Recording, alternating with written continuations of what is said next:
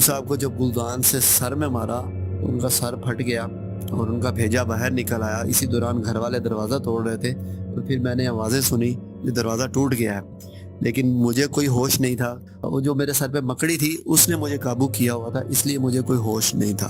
مجھے نہیں پتا بھئی گھر والے کب اندر داخل ہوئے، مجھے نہیں پتا انہوں نے میرے ساتھ کیا کیا، مجھے کوئی ہوش نہیں تھا۔ میں نے مکڑی کو دیکھنے کی کوشش کی لیکن مجھے مکڑی کہیں نظر نہیں آئی۔ ہاں مجھے لگ رہا تھا جیسے ان کے گھر والے بہت چیخ رہے ہیں، چلا رہے ہیں اور واویلا کر رہے ہیں اور رو رہے ہیں بیچارے، اور ساتھ مجھے مار رہے ہیں، لیکن مجھے کوئی ہوش نہیں تھا۔ مار کا بھی مجھے احساس نہیں ہو رہا تھا۔ میری آنکھیں بند ہو گئی، مجھے نہیں پتا۔ میری آنکھیں جب کھلی تو میں نے دیکھا میں ایک ہسپتال کے بستر پہ لیٹا ہوا تھا، کمرہ تھا۔ تو کتنا ٹائم گزر گیا مجھے نہیں پتا۔ میں نے سارا واقعہ یاد کرنے کی کوشش کی۔ جب پچھلا سارا واقعہ یاد کیا تو میں بڑا اپنے آپ کو جو ہے مجرم محسوس کیا۔ ابھی حکیم سعد اللہ صاحب جیسے نیک بندے کو میں نے قتل کر دیا۔ مزید سننے سے پہلے ہماری اس ویڈیو کو لائک کریں، ہمارے چینل کو سبسکرائب کریں اور بیل آئیکن پر ضرور کلک کریں تاکہ آپ کو ہماری ویڈیوز ٹائم پہ ملتی رہیں۔ ایک بندے کو میں نے قتل کر دیا۔ پھر میرے دل میں ایک اطمینان آیا بھی میں نے قتل نہیں کیا، کیونکہ میں تو نہیں چاہ رہا تھا بھی گلدان پکڑوں اور انہیں ماروں، تو وہ سادو مجھ سے کروا رہا تھا، تو اس کا مطلب ہی وہ مجھ پہ قابض تھا، میں نے قتل نہیں کیا تھا۔ لیکن پھر بھی یہ تھا، لوگوں کو کیسے سمجھاؤں گا کہ سادو نے مجھے قابو کیا ہوا تھا۔ اسی دوران کمرے کا دروازہ کھلا اور ایک موٹا سا بڑا سا شخص دروازے میں داخل ہوا اور مجھے ہوش میں آیا ہوا دیکھ کے فوراً واپس چلا گیا۔ جیسے وہ واپس گیا تو تھوڑی دیر بعد ہی ایک پولیس والا، ہٹا کٹا پولیس والا جو ہے نا، وہ اندر داخل ہوا۔ تو ساتھ وہ جو ہے اپنے ڈاکٹر کو لے کے آیا۔ ڈاکٹر صاحب وہ کہتا ہے ڈاکٹر صاحب اسے چیک کریں، پھر ہم نے اسے پولیس اسٹیشن لے کے جانا، تھانہ لے کے جانا۔ بڑی کرخت سی آواز میں بولا، بڑے غصے سے، اور بڑے غصے سے مجھے دیکھ رہا تھا۔ تو ڈاکٹر آیا، ڈاکٹر نے مجھے اسٹیتھوسکوپ کے ذریعے میرا معائنہ کیا، چیک کیا۔ اس کے بعد ڈاکٹر نے کہا بھی یہ ٹھیک ہے، اسے آپ لے جا سکتے ہیں۔ تو اس نے، پولیس والے نے مجھے ہتھکڑی ڈالی اور اپنے اس کے ایک دو ساتھی اور آ گئے اور مجھے لے کے چل پڑے۔ اور جب لے کے باہر نکلے تو دروازے سے باہر جیسے نکلے تو میں نے دیکھا میری بہن، میری والدہ، میرے ماموں جو ہے سارے سر جھکائے کھڑے ہیں۔ تو پولیس والے ان کے سامنے سے لے کے جانے لگے تو میری بہن جلدی جلدی میرے قریب آنے کی کوشش کی، اس نے بھیا کہہ کے میرے قریب آئی، لیکن پولیس والے نے کہا بی بی ذرا سائڈ پہ رہو، آگے آنے کی ضرورت نہیں ہے، یہ قاتل ہے، اس نے ایک نیک بندے کو بڑی بے دردی سے مارا ہے، اس لیے کوئی اس کے قریب نہیں آئے گا۔ انہوں نے میری بہن کو میرے قریب نہیں آنے دیا۔ میری والدہ جو ہے وہ بیچاری روئے جا رہی تھی، ان کی طرف دیکھ کے مجھے بڑا ترس آیا، لیکن میں کر کچھ نہیں سکتا تھا۔ پولیس والے مجھے لے کے تھانے پہنچ گئے۔ تھانے جا کے انہوں نے مجھے لاک اپ میں بند کیا، لاک اپ میں بند کر دیا۔ پتہ نہیں کتنا ٹائم گزرا، مجھے نہیں پتا۔ شام ہو گئی، شام کو جو ہے انہوں نے جو جیل کی سلاخیں ہوتی ہیں اس کے نیچے سے کھانا میری طرف ایک کیا، ایک پلیٹ میں دال سی، پتلی سی دال تھی اور ساتھ ایک پتلی سی روٹی سی تھی، تو وہ مجھے اس نے کہا بھی کھا لو۔ میرا دل نہیں کر رہا تھا، میں نے کہا بھی نہیں، کھانے کا دل نہیں کر رہا میرا۔ میں ساری چیزیں پچھلی سوچ کے پریشان ہو رہا تھا بھی یہ کیا میں نے کر دیا۔ میں اپنی لالچ میں، سادو کے چکر میں آیا اور پھر سارے گھر والے مسئلے مسائل میں آ گئے، اور پھر یہ حکیم سعد اللہ صاحب کو جو میں نے مار دیا، تو یہ سارے گھر والے میرے مصیبت میں آئے ہوئے صرف میری لالچ کی وجہ سے۔ تو میں انہیں سوچوں میں نے کہا جی میں نے نہیں کھانا۔ پولیس والا کوئی نیک لگ رہا تھا، اچھا بندہ لگ رہا تھا، اس نے کہا بابو کھا لے، پیٹ کے ساتھ کیوں دشمنی کر رہا ہے، پہلے برے کام کرتے ہو بعد میں جو ہے پھر پچھتاتے ہو، یہ تو برے کام کرنے سے پہلے سوچنا چاہیے نا۔ تو میں نے پھر بھی اسے اشارے سے کہا بھی میرا دل نہیں کر رہا، چھوڑ دے۔ وہ کھانا سائڈ پہ رکھ کے تو پھر چلا گیا۔ میں نے اداسی نظروں سے دیکھا اور پھر میں آرام سے نیچے فرش پہ ہی لیٹ گیا۔ کتنا ٹائم گزرا مجھے نہیں پتا، رات کیسے گزری مجھے نہیں پتا۔ صبح ہوئی، صبح جب ہوئی تو ادھر ادھر کے شور کی وجہ سے میری آنکھ کھلی، تو پھر مجھے پتہ چلا سنتری نے کہا جی تم سے کوئی ملنے آیا، قریب آ جاؤ۔ میں سلاخوں کے قریب گیا تو میں نے دیکھا بھی وہ تھوڑی دور سے نا ماموں ریاض آ رہے ہیں۔ ماموں ریاض کے ساتھ جو ہے کالے کوٹ میں ایک شخص بھی ہے، وہ میرے قریب آئے تو ماموں ریاض نے کہا بیٹا انہوں نے تمہیں مارا تو نہیں ہے، کچھ تمہیں کچھ کہا تو نہیں رات؟ میں نے کہا نہیں مجھے کچھ نہیں کہا۔ تو ماموں ریاض کہتے ہیں ہاں میں نے انہیں کچھ پیسے دیے تھے بھی تمہیں مارے نا، نہیں تو حکیم سعد اللہ صاحب کے بیٹے اور وہ جو ہے گھر والے وہ تو کہہ رہے ہیں بھی اس کو بھی مارے، اس کی ہڈیاں شڈیاں توڑ دیں، لیکن میں نے جو ہے کچھ پیسے دیے تو اس لیے اللہ تعالیٰ نے مہربانی کی، تمہیں پولیس والوں نے نہیں مارا۔ تو یہ جو ہے یہ وکیل صاحب کو میں لے کے آیا ہوں ساتھ، اب وکیل صاحب جیسے کہیں تم نے ویسے کرنا۔ میں نے کہا ٹھیک ہے، میں اب کیا کر سکتا تھا، جو کہیں جیسے کہیں میں ویسے ہی کروں گا۔ اچھا وکیل صاحب نے کہا میرا نام ضمیر الدین ہے، میں تمہارا وکیل ہوں گا، میں تمہیں جو چیز کہوں تم نے ٹرائی کرنی ہے، تم نے ویسے ہی کہنا ہے، جو بھی بیان تم سے کوئی لے۔ تمہارا نام مسعود ہے؟ میں نے کہا جی میرا نام مسعود ہے۔ انہوں نے کہا بھی تمہیں یہ دورے، تمہاری یہ کیفیت کب سے ہے، تمہیں یہ دورے کب سے پڑھ رہے ہیں؟ میں نے کہا بھی یہ تو دورے مجھے نہیں پڑھتے۔ وکیل نے مجھے کہا بھی تم نے بس یہی کہنا ہے بھی مجھے یہ بڑے عرصے سے دورے پڑھتے ہیں، اور جب دورہ پڑتا ہے تو مجھے کوئی سمجھ نہیں لگتی مجھ سے کیا ہوتا ہے، کیا مجھ سے کام ہو گیا، مجھے یہ بھی یاد نہیں رہتا۔ ہم نے تمہیں یہی ظاہر کرنا ہے بھی یہ دماغی طور پہ اپسٹ ہے، یعنی یہ پاگل ہے، نیم پاگل ہے، اس طرح کی چیز۔ تو میں نے کہا ٹھیک ہے وکیل صاحب آپ جیسے کہیں گے میں ویسے کروں گا۔ وکیل نے کہا گڈ، بس اچھا اپنے بیان پہ قائم رہنا، پولیس والا پوچھے، جج پوچھے، کوئی اور پوچھے، کوئی بھی پوچھے، تم نے صرف یہی کہنا ہے مجھے بڑے عرصے سے دورے پڑ رہے ہیں اور یہی کنڈیشن رہتی ہے۔ میں نے کہا ٹھیک ہے۔ وکیل یہ کہہ کے مامور ریاض کو ساتھ لے کے چلا گیا۔ مامور ریاض مجھے تسلیاں دے کے مامور ریاض بھی ساتھ چلے گئے۔ مامور ریاض جاتے جاتے یہ بھی کہہ گیا بھی میں نے انہیں پیسے دیے تھے پولیس والوں کو، اس لیے اگر پولیس والے تمہیں ان کے سامنے پیش کریں نا، جو حکیم سعد اللہ صاحب کا جو بیٹا ہے یا ان کے گھر والوں کے سامنے، تو وہ انہوں نے تو کہا ہوا تھا بھی اسے پھینٹی لگائے، مارے، اس کی ہڈیاں توڑ دیں، انہوں نے ہمارے والد کو بڑی بے دردی سے قتل کیا ہے، تو اس لیے ان کے سامنے نا تم آواز نکال دینا۔ پولیس والے نے جو ہے نا سمجھا دیا بھی اس طرح شو کرانا میں جیسے تمہیں مار پڑی ہے بہت زیادہ۔ تو میں نے کہا ٹھیک ہے ماموں جی، وہ یہ کہہ کے وہ چلے گئے۔ اس طرح ٹائم گزر گیا، دوپہر کا ٹائم ہوا، 4 بجے قریب انہوں نے نا پولیس والے آئے، انہوں نے مجھے نکالا اور کہا جی آپ کو تھانے دار کے سامنے پیش کرنا ہے۔ جب مجھے تھانے دار کے سامنے پیش کیا تو حکیم سعد اللہ کا بیٹا اور ان کے گھر والے بھی وہاں آئے ہوئے تھے۔ تو میں نے وہ مامور ریاض کی جو نصیحت تھی اس کے مطابق جسم کو ایسے ایسے کیا جیسے مجھے مار پڑی ہوئی ہو، اور ہائے ہائے کی آوازیں نکالی۔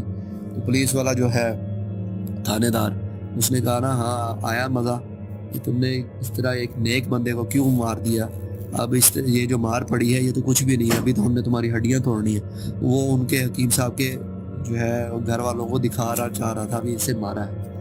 تو میں نے بھی یہی ظاہر کرایا۔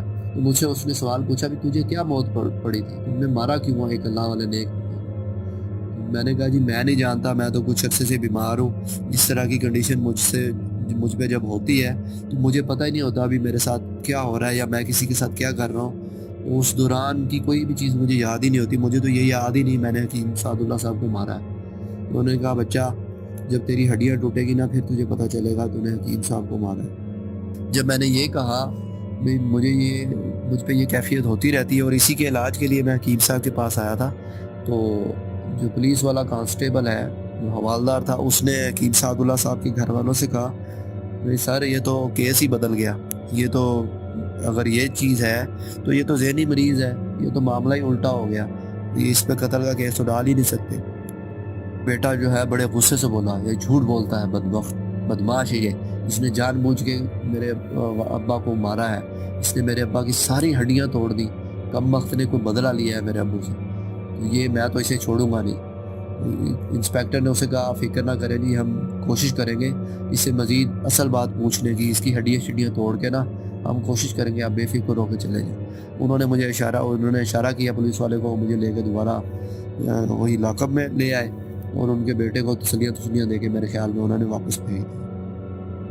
اچھا تھانے دار جو ہے ان کے حکیم صاحب کے بچوں اور گھر والوں کو فارغ کر کے پھر میرے پاس آیا، کیونکہ ماموں نے انہیں پیسے دیے ہوئے تھے اور کافی سارے پیسے لگتا دیے ہوئے تھے۔ وہ میرے پاس آیا، اس نے کہا شاباش، اسی طرح بیان پہ اپنے پہ قائم رہنا، عدالت میں جو بھی کوئی پوچھے تم نے یہی کہنا ہے۔ حکیم سعد اللہ صاحب کے گھر والے جب بھی کبھی آئیں اس طرح ملنے تو تم نے اٹھتے بیٹھتے ہائے ہائے کی آوازیں نکالنی تاکہ انہیں پتہ چلے بھی ہم نے تمہاری اچھی خاصی پھینٹی لگائی ہے۔ یہ کہہ کے وہ چلے گئے، میں پھر اسی جیل کی کوٹری میں اسی میں لیٹ گیا، فرش پہ لیٹ گیا۔ رات کے 9 بجے ایک قیدی کو اس کوٹری میں، ایک اور قیدی کو اسی کوٹری میں لایا گیا۔ دروازہ کھلا، میں نے دیکھا ابھی کوئی 1.5 عمر کا بوڑھا سا ہے، ان شکل سے ہی گنڈا سا نظر آتا تھا۔ اس نے ایک نظر مجھے دیکھا اور پھر ایک سائڈ پہ جا کے ایک کونے پہ وہ بھی بیٹھ گیا۔ تھوڑی دیر کے بعد اس کے خراٹے ابھرنے لگے، وقت گزرتا گیا، لاک اپ میں مجھے بھی نیند آنے لگی تھی، جو تھکا ہوا تھا، تھکاوٹ اور جسم پہ جو پھینٹی پڑی تھی مجھے بھی، تو وہ اب ظاہر ہو رہی تھی، تو اس وجہ سے مجھے بھی تھوڑی نیند آنا شروع ہو گئی تھی۔ لیکن جو نیا بندہ انہوں نے اس کوٹری میں لا کے ڈالا تھا، جو بدمعاش سا نظر آ رہا تھا، اس کی جو خراٹے تھے وہ بہت زیادہ تھے. اس کی وجہ سے جو ہے مجھے کبھی نیند آتی، کبھی میری نیند اکھڑ جاتی. تو اس کے خراٹوں کی وجہ سے میں بڑا تنگ آ گیا. جب اس کے خراٹے ناقابل برداشت ہوئے تو میں نے جا کے اسے ایک کونے میں جو لیٹا ہوا تھا، ایک کمبل سا لیا ہوا تھا، گندا سا کمبل، تو میں نے اسے ہلا کے میں نے اسے کہا یار خراٹے تو بند کرو، مجھے بھی نیند آ رہی ہے، مجھے تو سونے دو. اس کے اچانک خراٹے رک گئے اور قیدی نے کمبل سے تھوڑا سا نہ سے چہرہ باہر نکالا. وہ چمکدار سرخ آنکھوں سے مجھے گھور رہا تھا. اس کے ہونٹوں پہ مکروہ شیطانیت کھیل رہی تھی. میرا دل اچھل کے حلق میں آ گیا. آہا، یہ کیا؟ یہ تو وہی ناپاک سادھو ہے. پیلے پیلے گندے سے دانت اور پیلی سی آنکھیں اور بڑی بڑی نکلی ہوئی. اس کے پتلے پتلے ہاتھ کمبل سے باہر نکل رہے تھے. میں گھبرا کے ایک دم پیچھے ہو گیا. یہ کیا؟ میں نے تو دیکھا تھا وہ تو بدمعاش سا بوڑھا سا تھا، لیکن یہ تو اب اس وقت اس سے کمبل کے اندر سے سادھو نکل رہا ہے. میں نے غصے میں آ کے، تم ذلیل کتے شیطان، تیری وجہ سے میں یہاں آ کے پھنس گیا ہوں، تم یہاں بھی آ مرے. میں غصے میں آ گیا ایک دم. میں نے کہا بھی میں اس کو چھوڑوں گا نہیں، ذلیل سادھو کو. میں ایک اپنی غلطی تو کر بیٹھا، میں اپنی غلطی تو مانتا ہوں، یہ لالچ میں آ گیا تھا، لیکن یہ اس نے میرا جینا حرام کر دیا. وہ بولا ہم کہاں نہ جا سکتے ہیں میاں جی، پر لگے ہیں ہمارے پاس. میں نے کہا تم آخر میری زندگی کیوں برباد کر رہے ہو ذلیل سادھو، میں نے تیرا کیا بگاڑا ہے؟ وہ بولا ایک ذرا سا کام تو کہا تھا تمہارے کو، تم ہمارا کام کر دو سب ٹھیک ہو جائے گا، یہ سارے معاملات میں خود ٹھیک کر لوں گا. ہمیں پیر بھاگن کے دوار پہنچا دو، یعنی پیر بھاگن کے مزار پہ پہنچا دو، بھگوان کی سوگند سب ٹھیک کر دیں گے. تو غلیظ ناپاک کتے، اس پاک مزار پہ میں تجھے نہیں لے کے جاؤں گا. نہ جانے کہاں سے میرے اندر ایک ایمانی قوت آئی اور میں نے جو ہے اسے غصے سے کہا یہ تمہاری سمجھ میں نہ آئے گا میاں جی، تم بس ہمارا کام کر دو اور پھر مزے لو دنیا کے، عیاشیاں کرنا، دولت تمہارے قدموں میں ہوگی. میں نے کہا خدا کی قسم، میں اپنے ماں باپ کی قسم کھا کے کہتا ہوں، میں تیرا ناپاک وجود اس پاک مزار پہ نہیں لے کے جاؤں گا، یہ میرا عہد ہے. تو پھر ہم بھی تمہیں یہ بتا دیں میاں جی، ایسا حال کریں گے تمہارا ہم کو کہ تم ہم سے موت مانگو گے، لیکن ہم تمہیں موت نہیں آنے دیں گے، تمہیں ذلیل و خوار کریں گے دنیا میں. غلیظ ناپاک کتے، میں تجھے فنا کر دوں گا، میں تجھے زندہ نہیں چھوڑوں گا. مجھے ایک دم بہت شدید اس پہ غصہ آ گیا اور میں نے پھر جا کے کمبل کے قریب تو تھا، آدھا کمبل اس نے لپیٹا ہوا تھا، تو یہ باتیں وہ گردن نکال کے اور ہاتھ باہر نکال کے کر رہا تھا. تو مجھے اتنا زیادہ شدید غصہ آیا تو میں نے ایک دم اس کے اوپر کمبل کے اوپر چڑھ کے اس کی گردن دبوچ لی. میں نے کہا غلیظ کتے، میں تجھے چھوڑوں گا نہیں، میں جو ہے نا تجھے آج مار ہی دوں گا، تو نے میرے اور گھر والوں کا سکون برباد کر کے رکھ دیا. میں نے غصے میں آ کے اس کی کمبل سے نکلی ہوئی گردن دبوچ لی اور اوپر اس کے چڑھ کے نا اس کی گردن زور سے دبانا شروع کر دی. میں تجھے چھوڑوں گا نہیں کتے، تیری وجہ سے میں پریشان ہو گیا اور گھر والے پریشان ہوئے پڑے ہیں، اور میں نے حکیم سعد اللہ خان جیسے ایک نیک بندے کو میں نے مار دیا. آج میں تجھے نہیں چھوڑوں گا، تو میرے قابو آ گیا ہے. پھر میں اس کے گلا دبائے جا رہا تھا اور ساتھ ساتھ غصے میں یہ بولے جا رہا تھا. مجھے نہیں پتا پیچھے سے آوازیں کوئی آ رہی تھی، پھر دروازہ کھلنے کی آواز آئی. پھر مجھے لگا جیسے میرے سر پہ کوئی ضرب لگا رہا ہے. میرے سر پہ ضرب لگی، لیکن اس وقت تک میں اسے غصے سے جو ہے سادھو کی گردن دبائے جا رہا تھا. تو مجھے نہیں پتا بھی میرے سر پہ کتنی ضربیں لگی اور کب میرا ہاتھ اس سے ہٹا، لیکن مجھے اتنا پتہ چل گیا تھا بھی میں نے اس سادھو کو مار دیا ہے، میں نے اسے چھوڑا نہیں. اس کے بعد جب سر پہ ضربیں لگی اور چوٹیں ماری، انہوں نے پتہ نہیں کیا مارا میرے سر پہ، مجھے کوئی ہوش نہیں رہا. لیکن وہ آخری کنڈیشن میرے ذہن میں یہی تھی بھی میں نے سادھو کو مار دیا ہے. نہ جانے کب ہوش آیا تھا، سر پھوڑا بنا ہوا تھا، میرے سر پہ بہت زیادہ تکلیف ہو رہی تھی. میری آنکھوں کے سامنے بار بار تاریکی چھا رہی تھی اور ستارے نظر آ رہے تھے، چکر آ رہے تھے، جی بہت بتلا رہا تھا، الٹی آنے کو کر رہا تھا کہاں مجھے نہیں پتا. حواس کس قدر قابو میں آئے، جب مجھے کچھ تھوڑی سمجھ آئی تو میں نے دیکھا کہ میرے پیروں میں فولادی، پہلے تو ہاتھوں میں ہتھکڑیاں ڈال کے مجھے بیرک میں ڈالا گیا تھا، تو اس کے بعد ہتھکڑیاں کھول لی تھی. میں نے دیکھا میرے پیروں میں فولادی بیڑیاں پڑی ہوئی ہیں. گزرے لمحات یاد کیے، پہلے یاد کیا بھی کیا ہوا کیا تھا میرے ساتھ، تو تمام صورتحال یاد آتی گئی. اندرونی کیفیت کیا ہوئی مجھے نہیں پتا. وہ قیدی میرے ہاتھوں ہلاک ہو گیا تھا، جس کا مقدمہ زیر سماعت تھا. مجھ پہ ایک اور قتل پڑ گیا تھا، وہ سادھو نہیں تھا، وہ سادھو مجھے نظر آ رہا تھا اس میں، وہ تو قیدی تھا کوئی جس کا مقدمہ تھا اور کل اس کی پیشی تھی، تو میں نے اس قیدی کو بھی مار دیا تھا.